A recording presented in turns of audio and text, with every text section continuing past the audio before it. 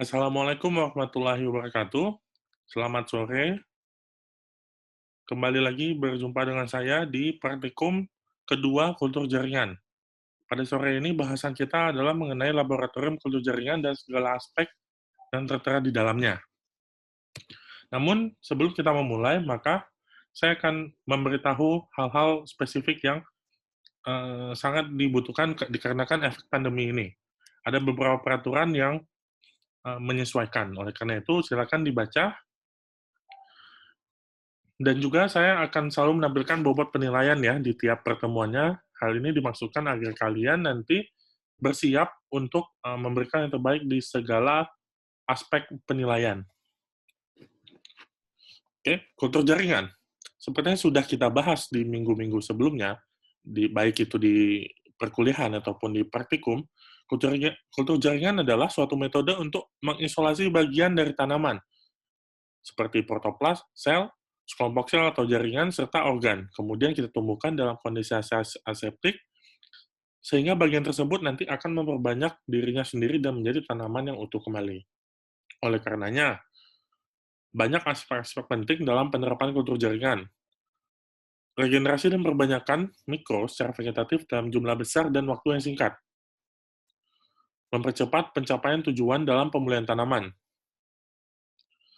Jadi contohnya adalah, semisal kita ingin memuliakan tanaman sawit, itu pasti membutuhkan waktu berpuluh-puluh tahun, karena memang tanaman sawit adalah tanaman keras. Namun dengan kultur jaringan, kita tinggal mengambil bagian dari sawit, kita tumbuhkan ke dalam media, lalu kita tambahkan gen yang kita inginkan, semisal.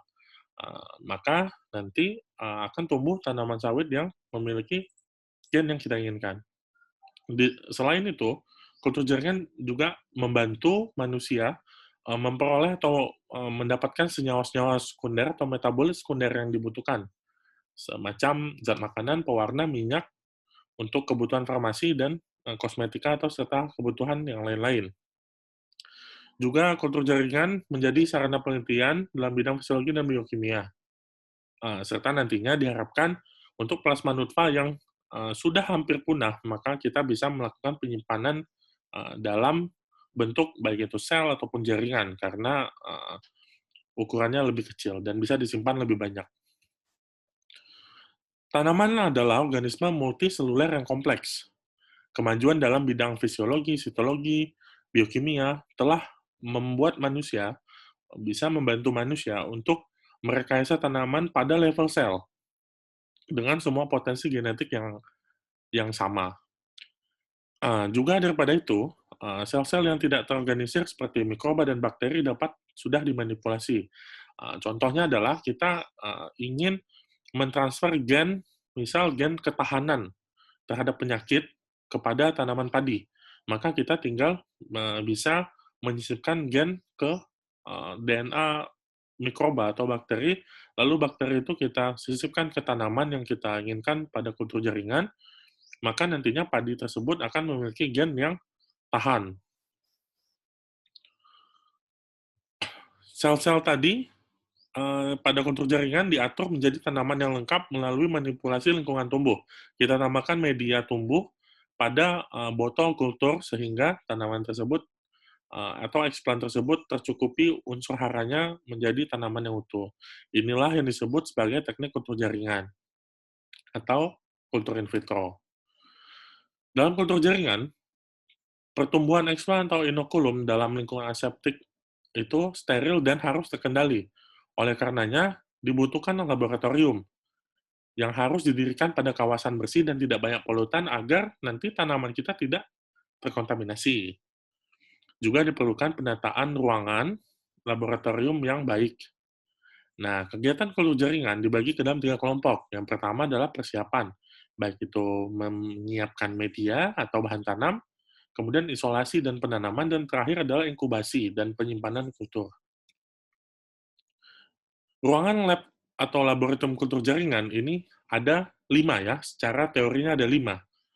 Yang pertama adalah ruang persiapan, lalu ruang stok, ruang transfer, ruang kultur, dan terakhir adalah ruang mikroskop untuk analisa. Nah, ukuran tiap ruangan itu berbeda-beda ya, tergantung dari alat yang kita gunakan, apakah ia besar atau kecil, jumlah personalia atau jumlah orang yang ada di ruangan masing-masing ruangan ini, kemudian tujuan pekerjaannya, apakah membutuhkan ruang yang besar atau tidak, lalu besarnya unit produksi ini jumlah explant atau jumlah planet yang kita produksi apakah banyak atau tidak, seperti itu ya. Dan yang terakhir, yang sangat penting adalah biaya yang tersedia. Jadi kita harus menyesuaikan budget juga dalam menentukan ukuran tiap ruangan. Nah, seperti ini contoh ideal dari laboratorium kontrol jaringan. Nanti bisa dibaca sendiri ya, mana yang ruangan persiapan, ruang stok, ruang kultur, dan ruang lain-lain. Kita bahas secara detail satu persatu. Yang pertama adalah ruang persiapan. Nah, seperti sesuai namanya, ruang persiapan berarti kita mempersiapkan segala sesuatunya di sini. Tentunya yang kita siapkan adalah pertama media, kultur jaringan. Kita menimbang bahan, kita mengencerkan medianya, lalu dituangkan ke botol kultur, dan kita sterilisasi di autoclave. Kemudian kita juga menyiapkan bahan tanam, yaitu dengan sterilisasi bahan tanam ya. Kita cuci dari kotoran karena dibawa dari lapangan, lalu membuang bahan-bahan yang tidak perlukan yang sudah mati atau yang telah terkontaminasi. Kemudian ruang persiapan juga dimaksudkan untuk mencuci peralatan laboratorium dan menyimpan bahan-bahan kelas. Oleh karenanya, fasilitas yang dibutuhkan adalah meja, tempat alat pemanas, meja alat penimbang, meja untuk bekerja, tempat mencuci, dan air destilasi atau air yang tanpa ion, aquades. Nah, ini peralatan yang dibutuhkan di ruang yang tadi ya, di ruang persiapan, banyak sekali, dari timbangan analitik hingga kereta dorong untuk memindahkan alat dan media. Silakan nanti dibaca dengan seksama ya. Nah, ini contoh alatnya, ini pH meter ya, untuk mengukur pH media yang kita buat. pH media itu di range 5,6 sampai 5,8. Ini autoclave untuk mensterilisasi alat dan media ya. Nah, di ini adalah laminar airflow dan alat-alat yang tadi kita butuhkan seperti troli untuk mengangkat, kursi, meja. Nah, ini ruang laminar airflow yang berisi 2 personalia. Sama, ini masih ruangan untuk kultur. Ya, yang kedua adalah ruang stok. Ruang stok adalah ruang untuk menyimpan media. Jadi kita kan membutuhkan media. Nah, media ini berbentuk powder atau berbentuk granul butir ya. Jadi harus disimpan sebelum diencerkan dan harus ruang yang dingin dan gelap, pakai AC ya. Kebersihan ruangan harus dijaga agar bahan-bahan itu tidak tercampur. Dapat berhubungan langsung dengan ruang persiapan atau ruang pertama tadi atau ruang transfer asal bersih. Dan tidak ada alat-alat lain dalam ruang stok yang tidak dibutuhkan. Yang ketiga yang penting adalah ruang transfer. Ruang transfer adalah tempat pekerjaan aseptik. Kita melakukannya di laminar airflow, tentunya. Di situ nanti kita akan melakukan isolasi, sterilisasi, dan penanaman explant. Nah, oleh karena itu, ruang ini harus bebas debu, hewan kecil, dan tersekat dari ruang lain. Mempunyai pintu penghubung dengan ruang stok dan ruang kultur atau ruang penyimpanan tanaman yang sudah kita tanam. Harus selalu dibersihkan dengan disinfektan, baik sebelum atau sesudah pengerjaan. Oleh karenanya, ruang transfer itu harus dilengkapi dengan laminar airflow.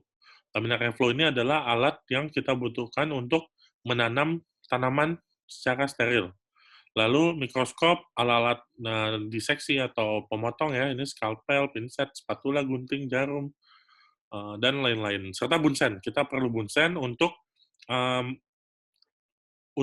memanaskan skalpel atau pinset yang sudah kita gunakan, sehingga kembali steril. Lalu kita juga butuh lemari tempat alat-alat steril, kapas dan alkohol, serta timbangan digital kecil untuk menimbang. Nah, ruang yang keempat adalah ruang kultur. Ruang kultur kita gunakan setelah kita menanam bahan tanam tadi di ruang sebelumnya, di ruang transfer. Maka ruang kultur harus besar dengan kemungkinan perluasan atau extension. Sangat dijaga kebersihannya, bahkan lebih harus bersih daripada ruang transfer. Hindari terlalu banyak keluar masuk orang. Botol kultur disusun pada rak-rak terbuka, ini bisa kalian lihat ada rak-rak seperti ini ya. Nah, ini ada steker untuk lampu, dan ada timernya juga. Jadi di ruang kultur ini, lampu ini diautomatisasi, 16 jam pencahayaan dan 8 jam gelap. Jadi 16 jam otomatis hidup, nanti 8 jam otomatis mati. Karena cahaya ini sangat diperlukan pada tanaman yang sudah kita tumbuhkan ya. Tidak hanya cahaya, maka suhu juga menentukan respon fisiologi dan kecepatan pertumbuhan. Oleh karenanya, di dalam ruang kultur ini harus ada sumber AC dan juga sumber cahaya.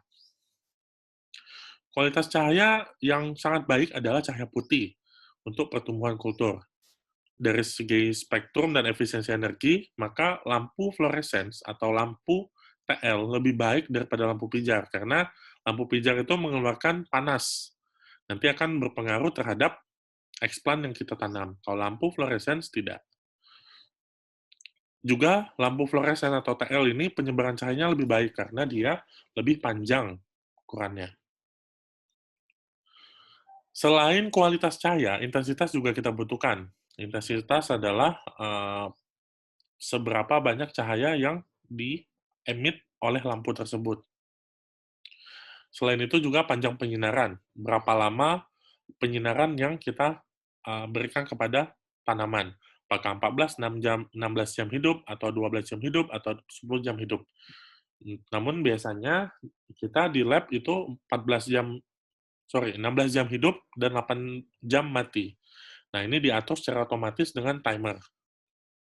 Suhu yang baik adalah berkisar antara 24 sampai 28. Penggunaan AC mutlak diperlukan karena ruang kultur merupakan ruang tertutup yang sedikit sekali punya aliran udara bebas, terutama di negara tropis. Nah, oleh karenanya alat-alat yang kita butuhkan dalam ruang kultur tadi atau ruang penyimpanan itu adalah rak-rak dan lampu fluorescence, timer, AC, termometer, mikroskop, shaker atau pengaduk ya, tangga pendek untuk jika raknya tinggi maka kita harus menggunakan tangga. Terakhir adalah ruangan mikroskop atau ruang analisa. Sebenarnya ini lebih ke rekomendasi, namun saya atau kita di Pancabudi umumnya tidak memiliki ruangan ini ya, karena memang eee, sejatinya tidak ada yang perlu dilihat melalui mikroskop, kecuali memang kita mau menggunakan kultur jaringan ini ke level yang lebih akurat pada level DNA. Ya, karena namanya ruang mikroskop, maka yang paling dibutuhkan adalah mikroskop ya, seperti ini.